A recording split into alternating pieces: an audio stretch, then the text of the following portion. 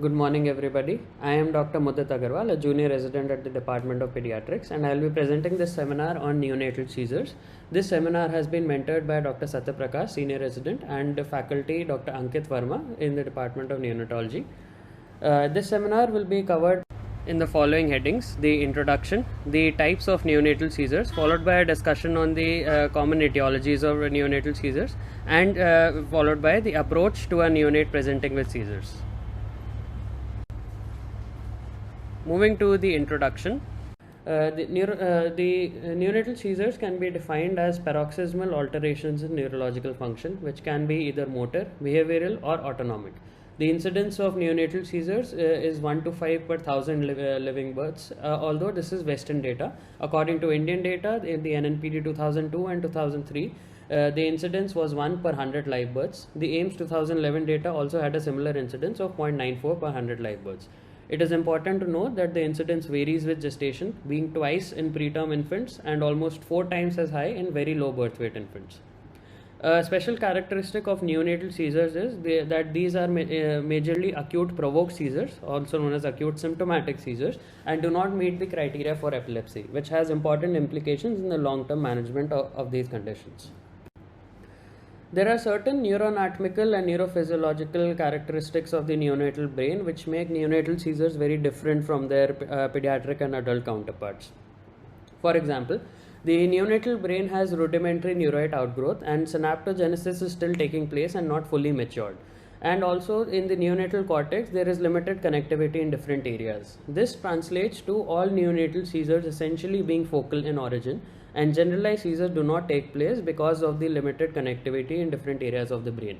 Moreover, because of this impaired propagation, there can be a lack of correlation between surface EEG and behavioral seizure phenomena, since all seizure activity may not be picked up by the EEG electrodes.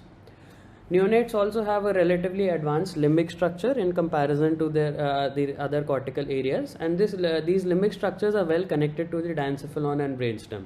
As a result, oral buccal lingual movements, ocular movements, and apnea are predominant manifestations of seizure activity as they are controlled by the limbic system. Briefly discussing the pathophysiology of neonatal seizures. In neonates, because of the immaturity of the brain and the synaptogenesis still taking place, excitatory receptors, that is the NMDA and AMPA receptors which have glutamate as the neurotransmitter, are highly overexpressed, which enhances the excitatory potential of the neurons. Also, the substantia nigra is deficient and thus is not able to inhibit seizures as it does in pediatric and adult age groups. Also, perinatal neurons have a high neuronal chloride levels. Usually, GABA acts as the major inhibitory neurotransmitter and leads to chloride influx into the neuron, leading to hyperpolarization and an inhibitory effect. But due to high neuronal chloride levels in perinatal neurons, there is an efflux of chloride instead of an influx. Thus, GABA also has a paradoxical excitatory effect. This leads to a significant excitatory inhibitory imbalance, which predisposes neonates to seizure activity. The maturation of these chloride levels takes place in a caudal to rostral direction. Thus, the GABA receptors in the spinal cord and in the brainstem may mature more quickly than the cortical GABA receptors. Thus, neonatal seizures may have an electroclinical dissociation. Seizure activity may take place in the cortex but is not translated into motor manifestations as the spinal cord and the brainstem GABA receptors are already matured. This electroclinical dissociation is even more apparent after treating seizures with GABA agonists such as phenobarbital, and thus can lead to seizure activity being easily missed if EEG monitoring is not done. This graph explains the excitatory inhibitory imbalance which is seen in neonates. We see that from term age to the age of 1 year, there is increased excitation, the peak reaching at around term age, and then falling gradually to lead it to reach its adult level by around 2 years of age. GABA excitatory effect depicted by the brown line is also present in the late preterm and term age, and inhibition is just beginning to rise. Thus, because of the peak in excitation and the presence of a GABA excitatory effect, neonates are predisposed to seizures. Why is it important to recognize neonatal seizures? It has been shown that neonatal seizures do have an effect on the neonatal brain and can lead to long-term can affect long-term neurodevelopmental outcomes. Prolonged seizures leads to cell loss, and recurrent short-term seizures lead to altered development, affecting mainly the hippocampal area. Thus, may affect long-term cognition. Seizures may also lead to prolonged apnea and bradycardia, leading to multi-organ dysfunction.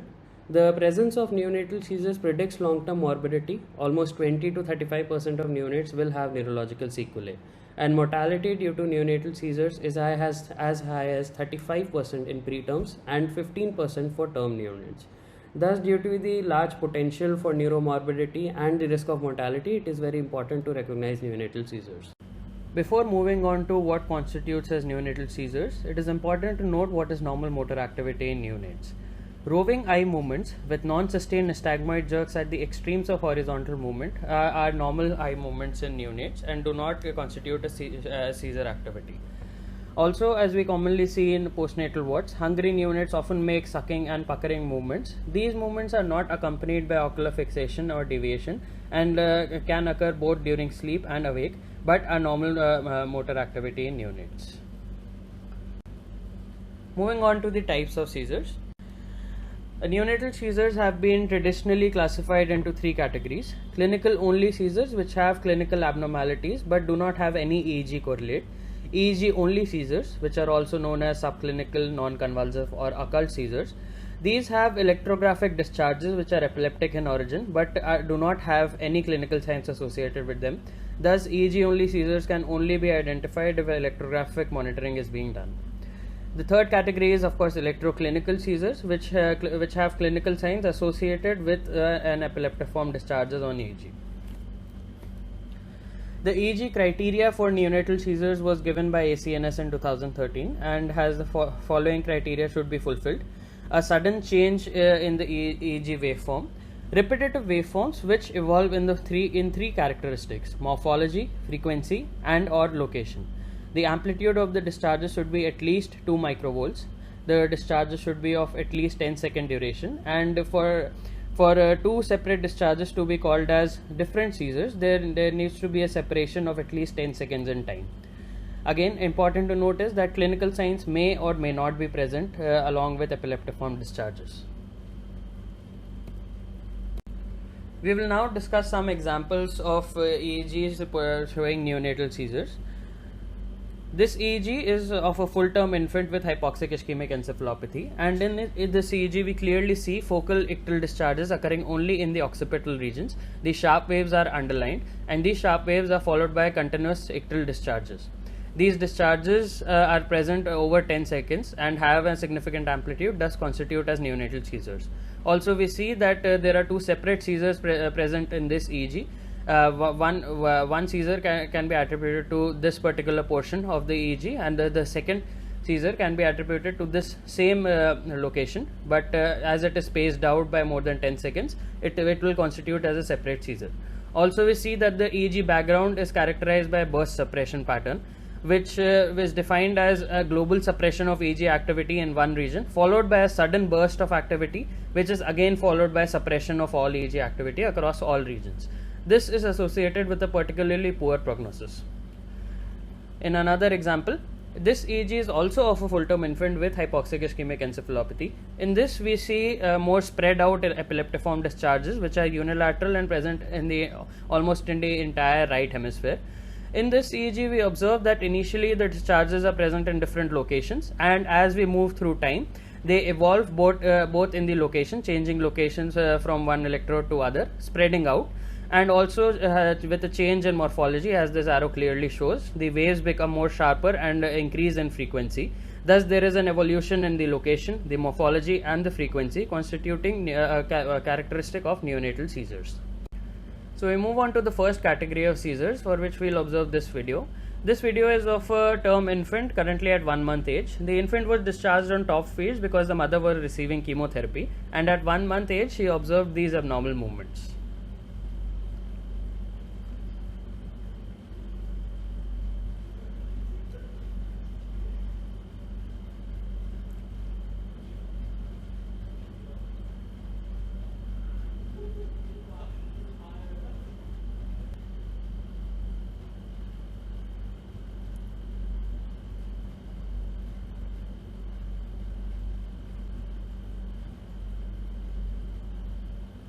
So in this video we observe that the infant is having some abnormal movements of the left upper and lower limb. There are two phases of this movement. There is a faster jerky component which is followed by a slower return component. If you observe closely, there are also twitching movements present in the facial region. These kind of jerky movements are characteristic of clonic seizures. Clonic seizures are characterized by rhythmic movements of muscle groups in a focal distribution, and they have two phases, as we well saw in this video: a rapid phase followed by a slow return movement. Clonic seizures can be classified into three types in neonates: focal clonic seizures, which are localized and unilateral, and usually the infant is not unconscious during these seizures. Multifocal clonic seizure is the second category, which is characterized by simultaneous or sequential jerking in multiple locations. As we saw in this video, there were jerky movements in the upper limb as well as the lower limb and also the face. These movements have a non-Jacksonian migration and do not follow a particular sequence. The third category is generalized clonic seizures, which is rare in neonates. As discussed previously, all seizures in neonates are focal in origin, and generalized seizures are very rare and for all practical purposes do not occur in neonates. Clonic seizures need to be differentiated from jitteriness. Jitteriness, in contrast to seizure activity, has a tremulous quality of movements. Jitteriness can be present because of several causes, such as hypoxic ischemic encephalopathy, hypoglycemia, hypocalcemia, or drug withdrawal. We should notice here that all these four causes can also lead to true neonatal seizures. Thus, it becomes extremely important to differentiate what is jitteriness and what is an actual clonic seizures. Several clinical features help us in doing so. Jitteriness does not have any abnormality of gaze or eye movement associated, whereas these may be present in clonic seizures. Jitteriness is stimulus sensitive. The more the infant is stimulated, the more jittery he will become, although clonic seizures do not have any relation with stimulus and can occur in a resting infant also. The predominant movement in jitteriness is a tremor-like movement with a high frequency of 5 to 6 per second, whereas clonic seizures have clonic jerky movements with rapid and slow phase and occur in a slower frequency of 1 to 2 per second. Jitteriness and other non-epileptic movements are restrainable, meaning that on passive flexion of the limb, the movements automatically cease. However, this does not occur in true seizures. Also, seizure activity may be associated with autonomic changes such as pupillary abnormalities, tachycardia or bradycardia, and apnea. Moving on to the second category of neonatal seizures, we will observe this video, which is of a preterm neonate who was an outborn. The baby did not cry at birth, and the mother noticed the abnormal movements occurring from day 1, and she has presented currently at day 14 of life.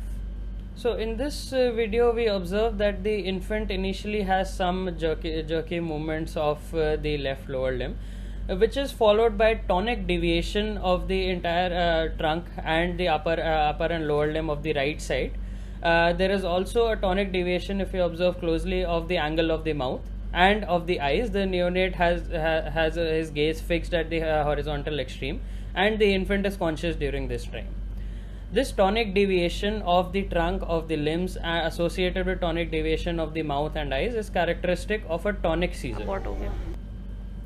Tonic seizures are characterized by sustained flexion or extension of axial or appendicular muscle groups.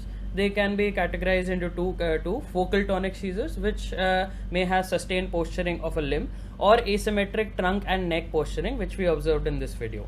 The other category is generalized tonic seizures with tonic extension of both the upper and lower limbs. These are usually non-epileptic, and neonatal seizures are focal in origin and may instead be a manifestation of raised intracranial pressure.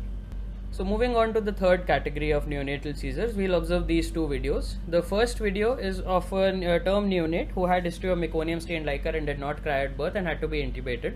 At 5 hours of life, we observed the neonate to be having these movements in the NICU.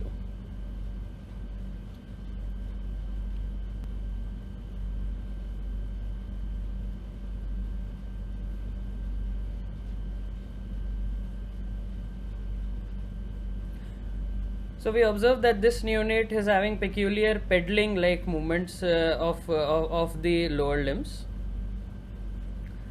which we can clearly see. There is a rhythmic pedaling movements of the lower limbs.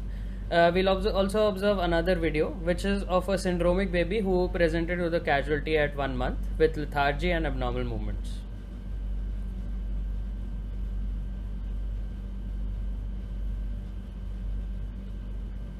In this video, we can clearly see that the neonate is having peculiar smacking movements of the lips. These kind of movements, both of these, are characteristic of subtle seizures in neonates. Subtle seizures are the most common type of neonatal seizures, and they can have either behavioral, motor or autonomic paroxysms. Almost 50% of all seizures in neonates are subtle seizures.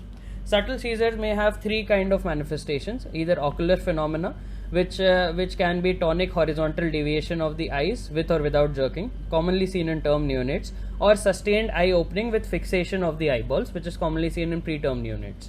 Oral buccal lingual movements can also be present with chewing or lip smacking movements, as we saw in the second video. Other manifestations include peculiar limb movements such as pedaling, which we observed in the first video, boxing or hooking movements of the upper limbs. Apnea in term neonates and autonomic phenomena such as pupillary abnormalities and tachycardia or bradycardia can also constitute subtle seizures in neonates. Moving on to the fourth category, we will observe these two videos and try to contrast the movements present in both of these babies. The first video is of an outborn baby who presented at 7 days of life with complaints of poor feeding and lethargy. The baby has been receiving IV antibiotics from another hospital and was observed to have these abnormal movements.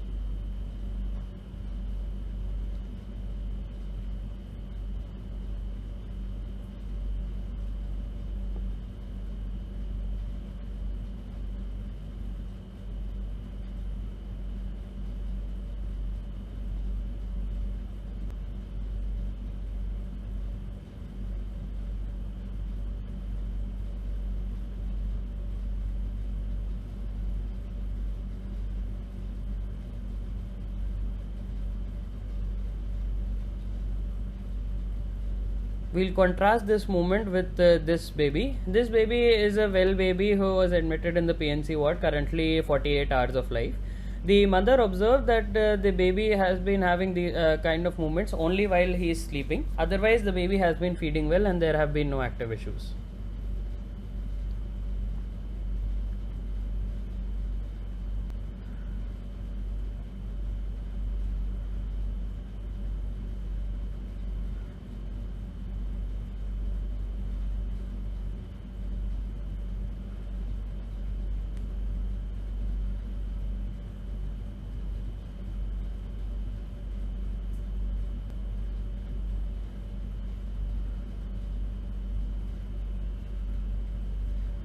So we see that in both of these babies, there are certain abnormal movements occurring. In the first video, we see that there are rapid twitching, singular jerks of both the upper and lower limbs occurring. These are myoclonic movements happening in this neonate. These kind of movements we also see in the second neonate. However, there is an important difference. In this video, we observe that this infant is having multiple jerky movements of the upper and lower limbs. However, on restraining the limb, as the examiner is doing by placing his hand, this movement ceases automatically. And it is important to note the history that the infant is otherwise well and these movements are occurring only during sleep. So this first video was characteristic of a myoclonic seizure, which are rapid isolated jerks affecting one or multiple muscle groups. In the first video, we observed multiple muscle groups being affected. Myoclonic jerks need to be differentiated from clonic jerks. Myoclonic jerks are much faster and have a predilection for flexor groups of muscles, whereas clonic jerks will have a fast and slow component and occur at a lower frequency. Myoclonic seizures can be either focal or multifocal, which are characterized by single or multiple asynchronous migrating jerks. Importantly, they might not have an EEG correlate, or generalized myoclonic seizures, which are bilateral or single synchronous jerks, more common in the upper limbs. They may precede infantile spasms with a burst suppression pattern on EEG and hypsarrhythmia and have a particularly poor prognosis. However, certain movements can be characterized as non-epileptic myoclonus, which we saw in the second baby. Term neonates may have spontaneous myoclonic movements, and there is this entity of sleep myoclonus which needs to be differentiated from a myoclonic seizure. Sleep myoclonus is also known as benign neonatal myoclonus. Several characteristics may help us to differentiate these from a true myoclonic seizure. Sleep myoclonics occur only during the rapid eye movement phase of sleep and disappear completely on arousing the infant, whereas myoclonic seizures may occur either in a sleeping infant or an awake infant. As we observed in the second clip, sleep myoclonics is restrainable. On putting the hand on the limb of the neonate, we are able to restrain the movements and the movement cease. However, myoclonic seizures will not be restrainable. Sleep myoclonus, as we saw in the case of jitteriness, can be provoked by giving some stimulus such as gently rocking the crib of the neonate, whereas true seizures are not induced by stimuli. In the case of sleep myoclonus, neurological exam is completely normal, and sleep myoclonus will actually be exacerbated on giving benzodiazepines, which may be done if it is misidentified as a true seizure. However, in the case of a true myoclonic seizure, benzodiazepines can be used as a treatment option, making it all the more important to accurately distinguish between these two entities. In the case of sleep myoclonus, no investigations are required, and this is a completely benign entity. Pathological myoclonus may also be present, but be of a non-epileptic origin. Pathological myoclonus can take place by a brainstem release phenomenon. If an infant has severe global brain injury or severe IVH, due to the loss of cortical inhibition to the brainstem, pathological myoclonus can be present, but this will not be an epileptiform movement and be instead a manifestation of the global brain injury. Drug withdrawal and glycine encephalopathy may also have pathological non-epileptic myoclonus. So now we'll observe this video and try to characterize the movement occurring.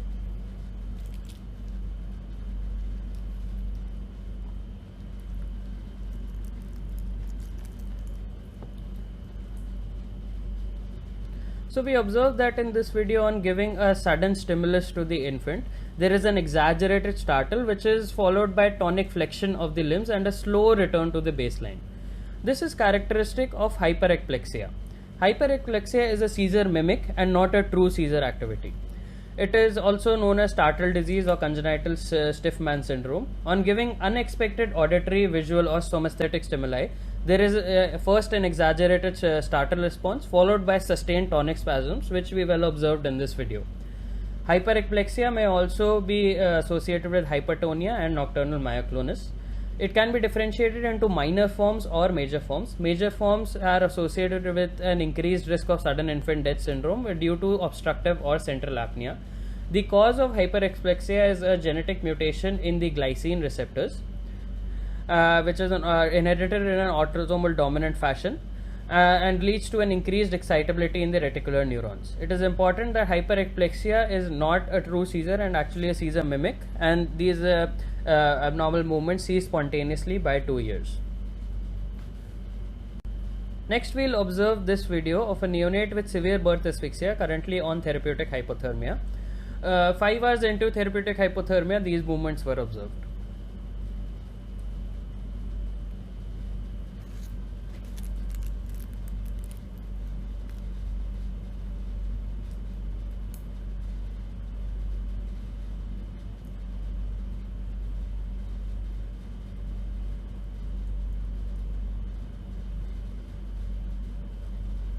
So on the first look, we can easily misidentify these movements as a seizure. However, if we see the setting, the infant is on hypothermia, and these movements do not fit into any particular category of seizure-like movements. These are clearly not clonic movements, since they are of a much faster frequency and there is no slow component associated. Also, these are not myoclonic movements, as they are occurring in groups and not as single jerky movements, what is characteristic of myoclonus. These are in fact not seizures and are instead coarse tremors occurring as a result of the hypothermia which the infant is receiving. Another video where this is of a term neonate who cried at birth and was normal till 48 hours of life when he was observed to have these abnormal movements.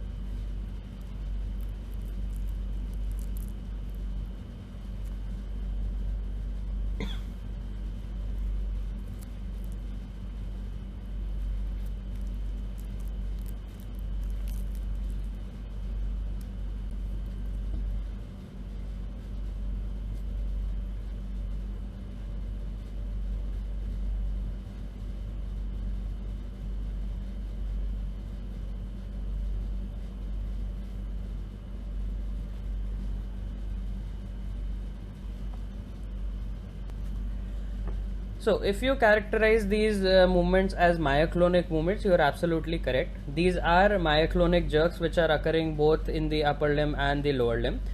These are occurring only during sleep, so we can easily label them as sleep myoclonus, which was actually the initial diagnosis we made in this baby. However, by day 3 of life, there was sudden increase in the frequency and amplitude of these movements and was associated with abnormalities in the neurological examination, including hypertonia and excessive irritability. On review of history, it was found that the mother had been using substances during her entire pregnancy, and these myoclonic jerks were actually a result of drug withdrawal and neonatal abstinence syndrome.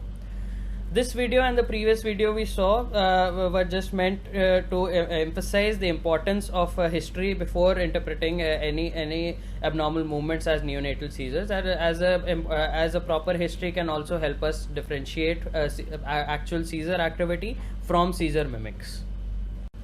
Having discussed the clinical characteristics of different kinds of neonatal seizures and how to differentiate them from their mimics, it is important that clinical assessment should not be used solely, as it is not enough.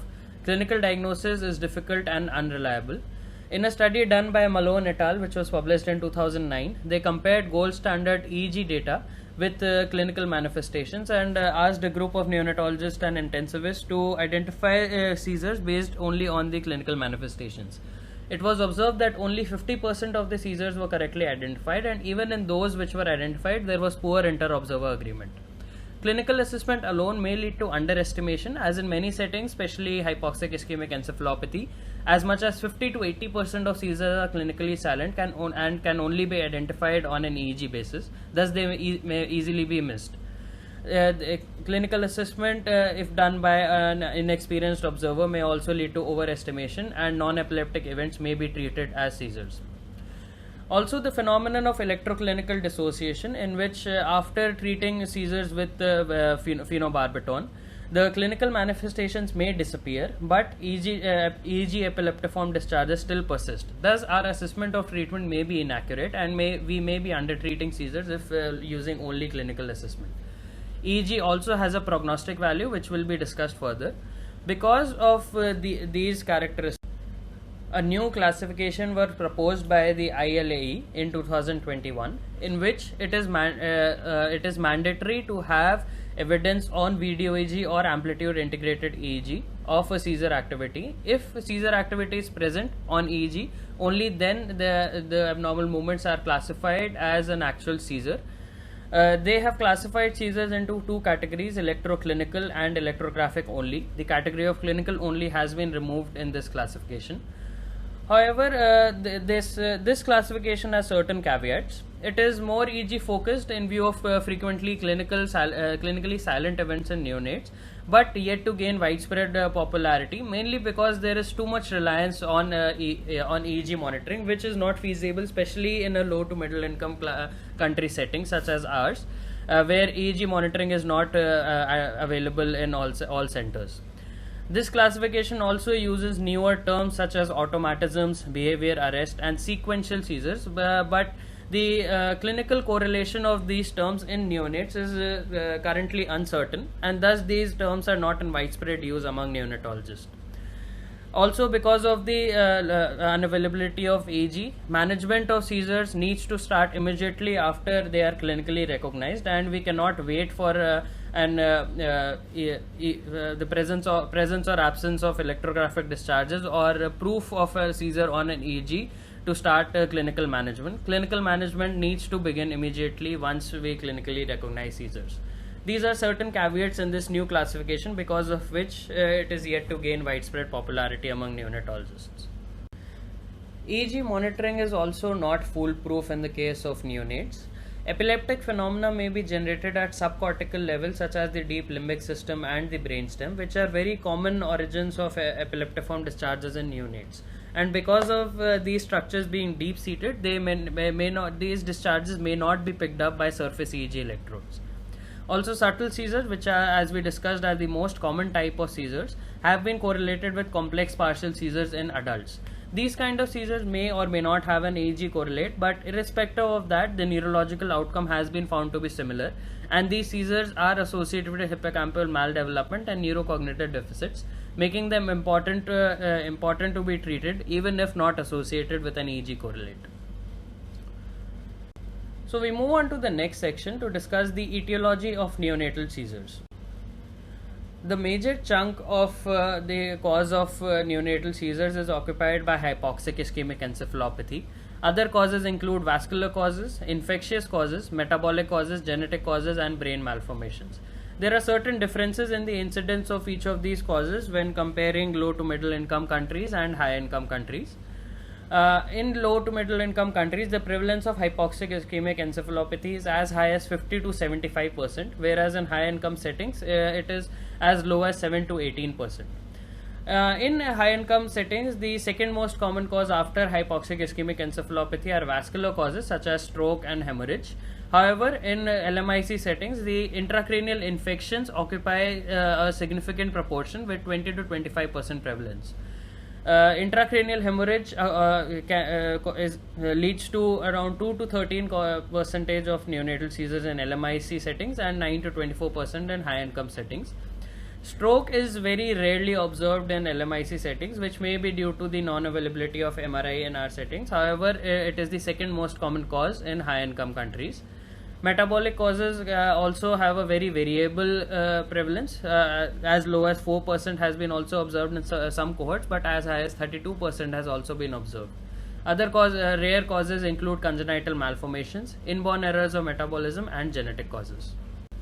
Hypoxic ischemic encephalopathy is the most common cause of neonatal seizures in both term and preterm neonates. 50% of seizures occur within the first 12 to 24 hours of life, whereas almost all of the seizures will occur usually within the first 24 hours.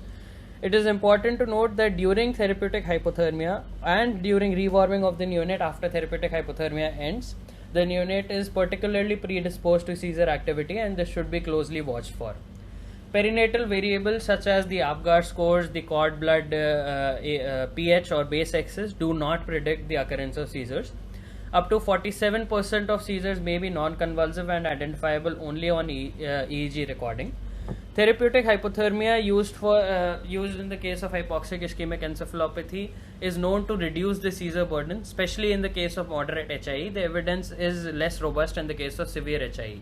Currently, the AAP recommends that all centers performing therapeutic hypothermia should have EEG or amplitude integrated EEG monitoring so that electrographic seizures are not missed. The second most common cause in our settings is intracranial infections. The incidence is almost equal in term and preterm neonates. Among bacterial causes, the most common are group B streptococci and Escherichia coli meningitis, although group B streptococci is not frequently observed in India. In case of bacterial intracranial infection, seizures usually occur in the latter part of the first week of life. Several important non-bacterial causes include the TORCH group of infections, the Toxoplasma, herpes simplex virus, CMV, Coxsackie B, and rubella.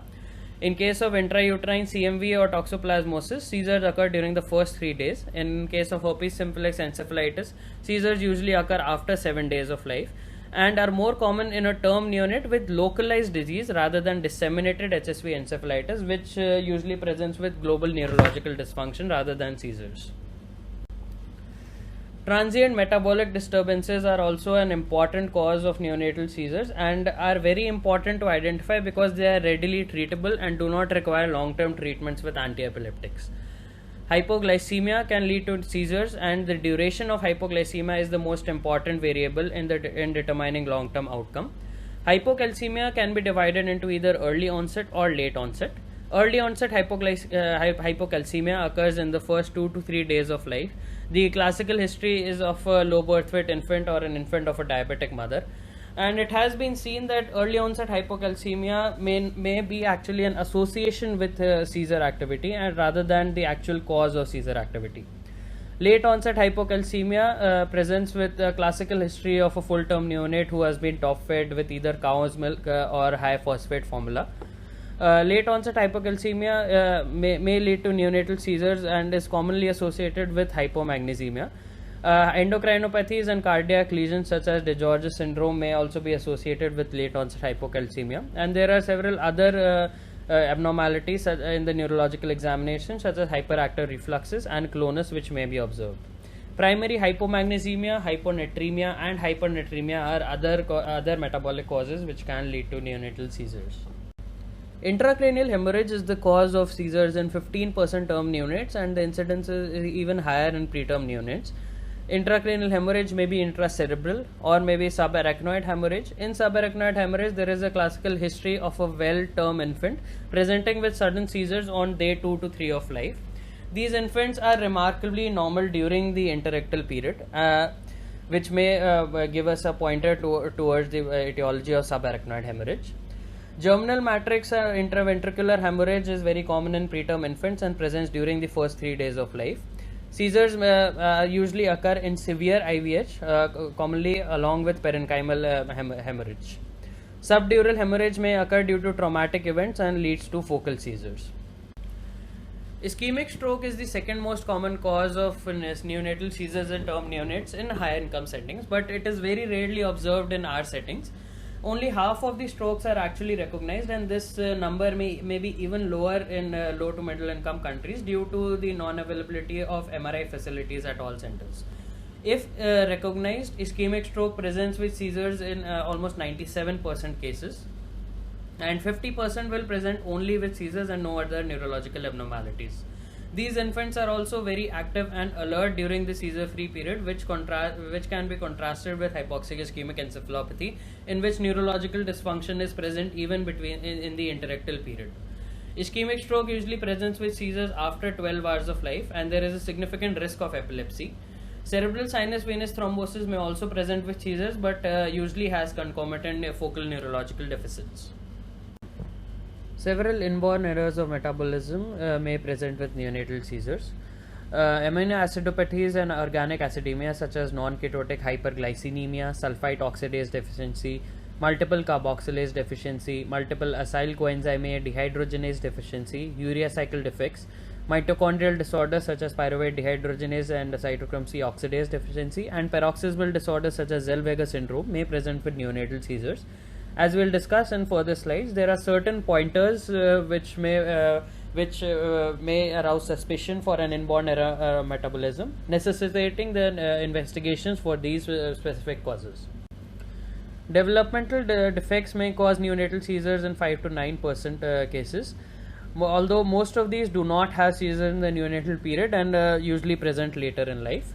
Tuberous sclerosis, focal cortical dysplasia, hemimegalencephaly, lissencephaly, subcortical band heterotropia, periventricular nodular heterotropia, schizencephaly, and polymicrogyria are the developmental defects which may have seizures as their manifestation. Several rare causes also need to be discussed because they have specific treatments and specific patterns associated with them. Pyridoxine dependent seizures present with recalcitrant seizures in the first hours of life and usually have multifocal clonic seizures. These seizures may also be present intrauterine, which have a particular history of a sudden increase in fetal movements. The EEG shows a paroxysmal pattern characterized by generalized bursts of bilaterally synchronous high voltage activity with intermixed spikes or sharp waves, and giving a trial of IV pyridoxine has a very dramatic response with the disappearance of all epileptic discharges within 5 to 10 seconds of giving pyridoxine. Pyridoxine dependent seizures are caused by a genetic mutation in ALDH7A1 gene, which is ASA dehydrogenase gene, also known as antiquatin. Mutation in this gene leads to accumulation of A or alpha amino adipic semialdehyde, which is a lysine degradation product. Accumulation of this metabolite leads to inactivation of the active form of pyridoxine, which is pyridoxal 5-phosphate. Inactivation of pyridoxal 5-phosphate leads to inhibition of GAD activity or glutamic acid decarboxylase activity, which leads to decrease in GABA synthesis. Because of low GABA synthesis, there is an increased excitatory inhibitory imbalance, which leads to recalcitrant seizures. Other rare causes include folinic acid responsive seizures, which present with seizure activity in the initial hours of life. CSF done for monoamine neurotransmitters gives a particular metabolic peaks, two metabolic peaks which are currently unknown in origin. These seizures respond very well to oral folinic acid. Glucose transporter deficiency may also lead to neonatal seizures, and autosomal dominant mutation in the GLUT1 transporter. On doing a CSF examination, hypoglycemia is observed without a concomitant decrease in the blood serum glucose, and treatment with ketogenic diet is usually effective. DEND is a syndrome which is characterized by developmental delay, epilepsy, and neonatal diabetes, and is because of an ATP dependent potassium channel defect. It can be treated with sulfonylureas. HIHA syndrome, also known as hyperinsulinism and hyperammonemia syndrome, is caused by a GLUD1 mutation which causes unopposed glutamate dehydrogenase activity and can be treated with diazoxide and protein restriction. It is important to know these rare conditions, as all of these have specific therapies which and may not respond to the standard anti-seizure medications used in the case of neonatal seizures. Several neonatal epilepsy syndromes are also worth mentioning. Two benign neonatal epilepsy syndromes will be discussed here. The first one is benign familial neonatal epilepsy, which presents with seizures in the first week of life. They may be focal clonic seizures, focal tonic seizures, or apneic seizures. The EEG is characteristic with flattening of the EEG accompanied by the clinical manifestations of apnea and motor activity, followed by bilateral spike and slow wave discharges which are accompanied by clonic seizure like activity. These seizures cease spontaneously by 1 to 12 months and are caused by a voltage gated potassium channel mutation. Another benign epilepsy syndrome is benign non-familial neonatal convulsions, also known as fifth day fits, a very self-explanatory name.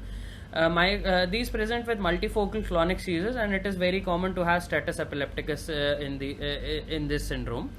These seizures cease spontaneously after 24 hours and within 15 days in all neonates, thus are completely benign in nature.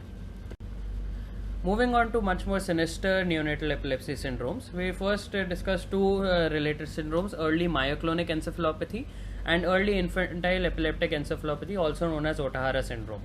Both of these syndromes are characterized by this kind of an EEG, which has a burst suppression pattern, significant burst of EEG activity across all brain regions, followed by a complete suppression of EEG activity. A burst suppression pattern has a particularly poor prognosis. There are certain factors differentiating EME and Ohtahara syndrome. EME is characterized by myoclonic seizures. These are enhanced by sleep and are usually have a metabolic etiology behind them, whereas Ohtahara syndrome is characterized by tonic spasms. There is no relation with sleep, and the burst suppression pattern usually transitions to a hips arrhythmia like pattern, and the cause of Ohtahara syndrome is usually bilateral structural lesions. Both of these syndromes present with a burst suppression pattern on EEG and have a very poor prognosis. The third and final syndrome we will discuss is malignant migrating partial seizures of infancy, where these have an onset at 1 to 3 months and present with focal clonic seizures, followed by multifocal clonic and a seizure which are recalcitrant to anti-seizure medications. The EEG is suggestive of multifocal epileptic activity, and this syndrome is caused by mutations in either sodium channels, potassium channels, or a phospholipase C defect. So, summarizing the common etiologies of neonatal seizures, there are some clues related to the time of onset of seizures and their frequency in preterm and term infants, which may point us towards a specific etiology. For example, HIE presents within the first 24 hours and is much more common in a full-term neonate rather than preterm, whereas intracranial hemorrhage will be much more common in a preterm infant because of IVH and presents during the first week of life. Intracranial infections usually have a similar incidence in preterm and term infants and may present from the first few days to the first few weeks of life. Hypoglycemia and hypocalcemia can present either within the first few days, or late onset hypocalcemia may present even after a few weeks. And metabolic disturbances present usually at variable time points and are usually seen only in full term infants. We move on to the final part of our presentation, the approach to a neonate presenting with seizures. First and foremost, of course, it is very important to take an accurate and a thorough history from the parents. It is important to take the history of seizures. At what day of life was the onset noted? Were there any associated eye movements? Were the abnormal movements restrained by passive flexion of the limbs? And were there phenomena present like change in the skin color, any autonomic phenomena such as pupillary dilation or apnea? And was the neonate conscious or sleeping during the abnormal neonates as during the abnormal movements? As these features may help us differentiate true seizures from seizure mimics. Antenatal history such as history of intrauterine infection, maternal diabetes and narcotic addiction should be noted. Perinatal history of fetal distress, instrumental delivery and the need for resuscitation should be noted, as these may point us towards specific etiologies. Feeding history should also be noted.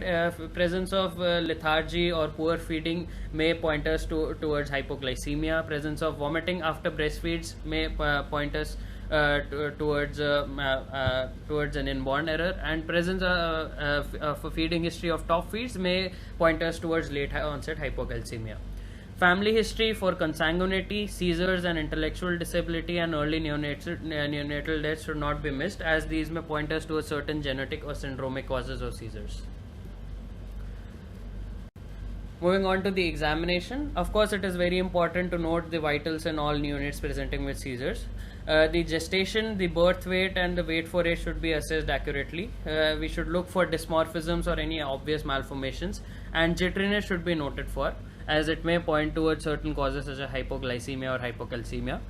A thorough CNS examination should be done. The anterior fontanelle should be noted if it is level or bulging. The consciousness of the neonate and a tone examination should be done, and a fundus examination should be done in all cases to rule out chorioretinitis.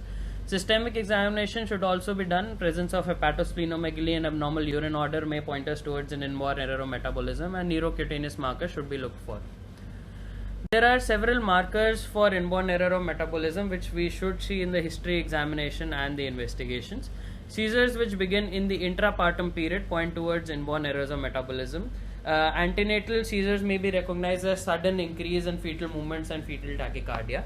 Presence of refractory seizures, presence of brain atrophy of an MRI, findings of HIE, neurological examination consistent with HIE but without any history of an hypoxic event, progressive clinical or EEG worsening even after the use of adequate anti-epileptics, the presence of a burst suppression pattern on EEG, and specific findings on CSF are important markers for inborn errors of metabolism. Certain investigations are essential in all cases of neonatal seizures and should not be missed in any case. These include blood sugar, serum sodium and calcium levels. A lumbar puncture should be done in all cases to rule out meningitis, even if another cause such as hypoglycemia or hypocalcemia is apparent. A lumbar puncture should not be missed. Cranial ultrasound should be done in all cases as it is an easy bedside investigation and can easily identify intracranial hemorrhage. Because of the increasing role of EEG and the recognition of clinically silent seizures, it is recommended that if available, all neonates presenting with seizures should have an EEG or amplitude integrated EEG monitoring. Other investigations which are specific to the setting include a total serum bilirubin if the infant is icteric, an arterial blood gas, serum magnesium levels, hematocrit or sepsis screening for torch infections, and AIIMS workup. Coming to the role of neuroimaging, cranial USGs can be easily done to identify an intraventricular or parenchymal hemorrhage. CT scans can be done in certain settings, such as in a term neonate with suspected subarachnoid hemorrhage, and also in the case of intrauterine infections, as we'll be able to easily identify intracranial calcifications. MRI can help us in identifying hypoxic ischemic encephalopathy and developmental disorders such as cerebral dysgenesis, lissencephaly, or neuronal migration disorders. MRI is also helpful in identifying inborn errors of metabolism, as it will present with a global brain atrophy. Coming to the role of amplitude integrated EEG, AEG has very good acceptance among neonatologists because of its ease for bedside use and its feasibility in resource constrained settings. AEG uses only 2 electrodes in contrast to 20 electrodes used in normal EEG, and does not require the technical expertise required for an actual EEG, thus can be easily used inside the NICU. When compared with raw EEG tracing, it has a decent sensitivity and specificity of 76% and 85% respectively. However, seizures with low amplitude, with brief duration and occurring away from the recording site are likely to be missed. This is an example of an amplitude integrated EEG.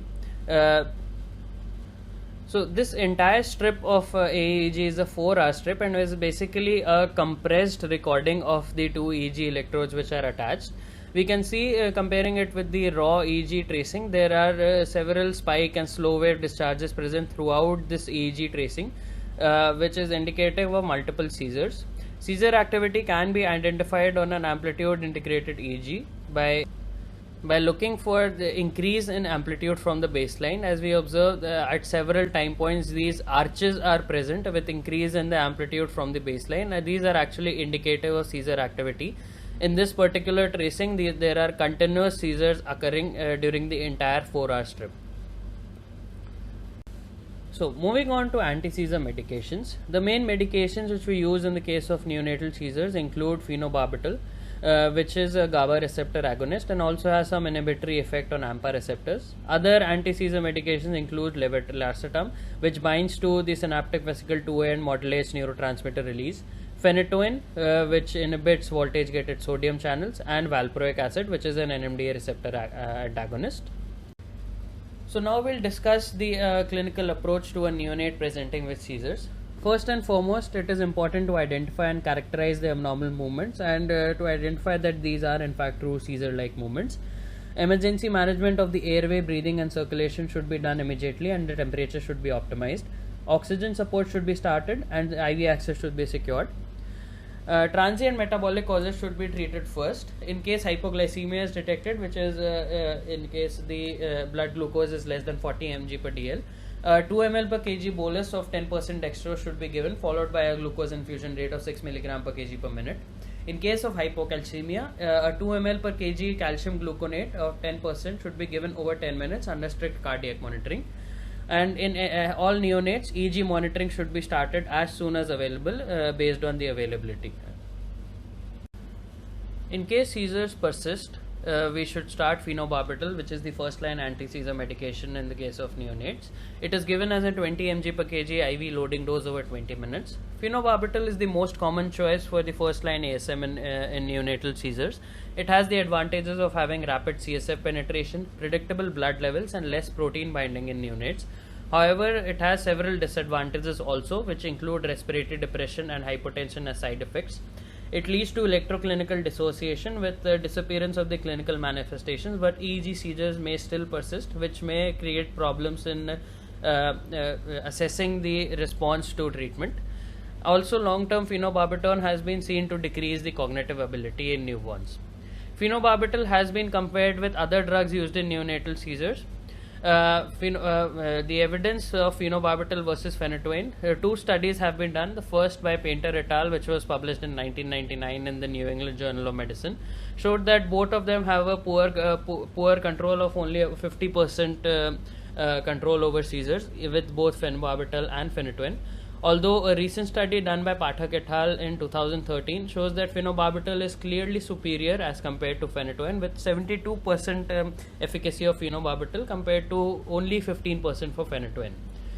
The NeoLev 2 RCT, which was published in 2020, compared phenobarbital versus levetiracetam as a first-line anti-seizure medication, and clearly showed that phenobarbital had a much more efficacy of 80% compared to levetiracetam at a dose of 40 to 60 mg per kg, which would control only about 30% seizures.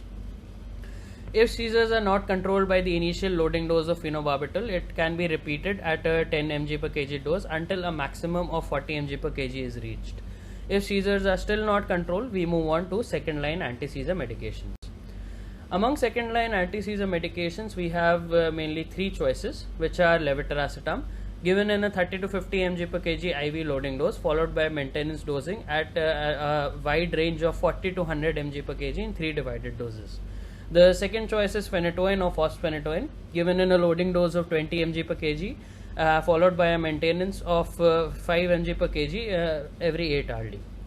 The third choice is lidocaine, which is given at a 2 mg per kg IV bolus, followed by 6 mg per kg per hour and can be tapered by 2 mg per kg every 12 hours. However, lidocaine cannot be given as a maintenance dose, and we need to start another second maintenance drug such as levetiracetam or phenytoin. There are certain factors which may help us in deciding which second line anti-seizure medication to be used based on the risk benefit profiles of the drug and of course their availability. The toxicity of these drugs need to be taken into account, also the immediate side effects. Like for example, lidocaine may have cardiac side effects and cannot be used if phenytoin and phosphonatoin is being used concomitantly, as both of these are sodium channel blockers. Drugs which minimize the sedation and risk of respiratory compromise should be preferred. The anticipated rapidity of response will also help us in determining which drug to use, and the potential for drug interaction should be looked for. As we mentioned, phenytoin and lidocaine have a significant drug interaction and cannot be used concomitantly. Phenytoin is also a potent enzyme inducer, thus we need to see if it is interacting with any other drugs the neonate may be receiving. Requirement of therapeutic drug monitoring and the ability to continue as a maintenance drug are also important features which may help us decide. Lidocaine cannot be given as a loading dose, thus may not be preferred, as we'll need to start another maintenance drug. Available formulations is also an important factor. If oral formulations are available, as is in the case of phenytoin and levetiracetam, we may prefer these drugs in contrast to lidocaine, which comes only as an IV formulation. If seizures are persisting in spite using second line anti-seizure medications, we have the option of starting midazolam infusion.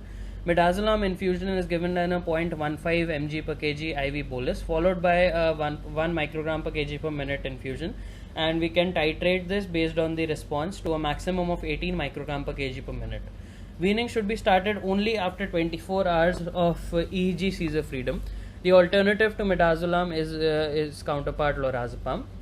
If seizures are not controlled in spite giving midazolam infusion, we have the option of giving a empirical paradoxian trial.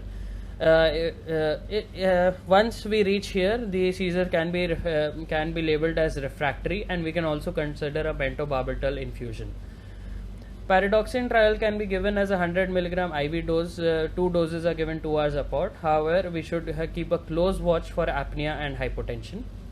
If there is no response to paradoxin, we can consider giving other empirical drugs such as pyridoxal phosphate, biotin, or folinic acid, as these may treat rare causes of seizures which may not be responding to other medications.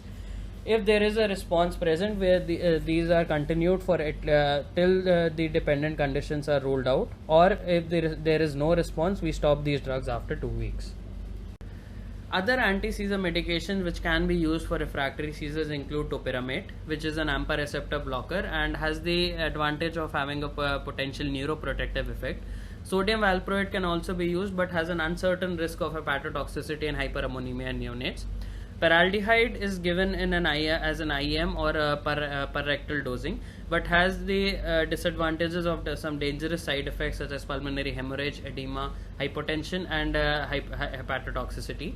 Other drugs such as thiopental sodium and primidone have been used in some cases, but do not have a very sustained response in neonatal seizures.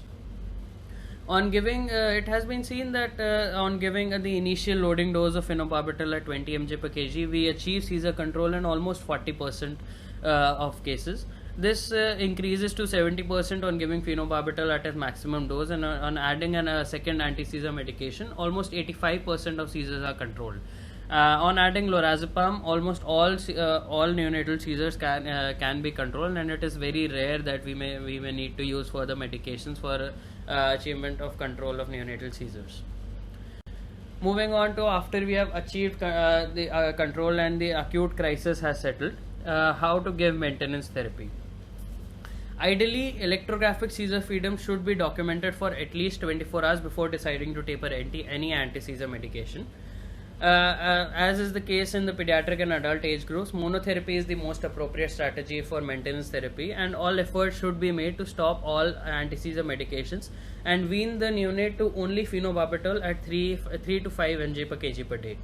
In case a second maintenance drug is required, the choices we have are phenytoin, carbamazepine, and valproic acid. So once we have started treatment, how long do we treat the neonate? This depends on the likelihood of seizure recurrence. Overall, the risk of epilepsy after neonatal seizures is 10 to 30%, and several factors such as brain injury or neuroimaging, presence of status epilepticus, abnormal EEG background, and presence of refractory seizures for more than 48 hours.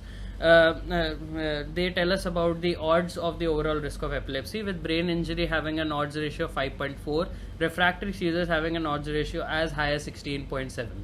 Other major determinants of the long-term prognosis, as well as how long we need to treat, include the neonatal neurological examination, the etiology behind the seizures, and the background EEG pattern. So in the case of any newborn started on an anti-epileptic drug, we first see that if the seizures were due to a transient metabolic problem such as hypoglycemia or hypocalcemia. If yes, the drugs can be stopped immediately. If not, we then see that if the seizures were difficult to control, that they require multiple anti-seizure medications, that they have a prolonged duration. If not, the AED can be stopped, and we should observe for at least 48 hours for seizure recurrence. If the seizures were difficult to control, we should continue to give phenobarbital and wean off all the other drugs, ensuring that seizures are controlled at all times, and the neurological status of the neonate should be assessed at discharge. If the neurological status is normal, we can stop phenobarbital. If it is abnormal, the neonate should be discharged on phenobarbital, and repeat neurological exam should be done at 1 month of age. At 1 month of age, if the repeat exam is normal, we can taper and stop phenobarbital over 2 weeks. But if it is abnormal, we should do an EEG monitoring. On doing an EEG, if the EEG is completely normal and there are no epileptiform discharges, we can again taper and stop phenobarbital over 2 weeks. However, if EEG abnormalities are present, reassessment needs to be done at 3 months of age. So, coming on to the last section, the prognosis of neonatal seizures. There are two major determinants of prognosis, that is the underlying neuropathology and the background EEG pattern. Hypoxic ischemic encephalopathy, if leading to neonatal seizures, the possibility of a normal development is only 50%, and 50% cases have neurological deficits. In contrast, IVH has a much more dismal prognosis, with only 10% having normal development. Metabolic causes such as hypoglycemia and early onset hypocalcemia may lead to neurological deficits in 50%. However, late onset hypocalcemia is almost universally associated with a normal neurological outcome. Primary subarachnoid hemorrhage also has a very good prognosis, with almost 90% infants having normal development, whereas in the case of bacterial meningitis, only about 50% neonates have normal development. Discussing about the background EEG pattern, if the background is normal, less than 10% of the neonates will have neurological sequelae. Moderate abnormalities, which are defined as voltage asymmetry or an immature pattern correlating with the gestational age, the possibility of neurological sequelae increases to about 50%, and presence of severe abnormalities such as a burst suppression pattern or electrocerebral silence, voltage suppression, or an interburst interval more than 20 seconds, the risk of neurological sequelae is even greater than 90%. Thus, the EEG has very important implications in prognosis, which reiterates why doing an EEG monitoring in the case of neonatal seizures is important. So, the take-home messages from this presentation are follows. Clinical identification of neonatal seizures is difficult, but it is very important for early initiation of management, as early initiation has long-term implications. We should be wary of seizure mimics. Easily correctable causes such as hypoglycemia and hypocalcemia should be ruled out in any neonate presenting with seizures. EEG monitoring is gaining increasing importance because of its role in identifying silent seizures and its role in prognosis and management. Anti-seizure medications, the use of minimum drugs for the minimum duration is preferred. However, seizures should be adequately treated, and phenobarbital is the first choice of anti-seizure medication in neonates. I thank you all for listening to my presentation, and with this we'll end this presentation.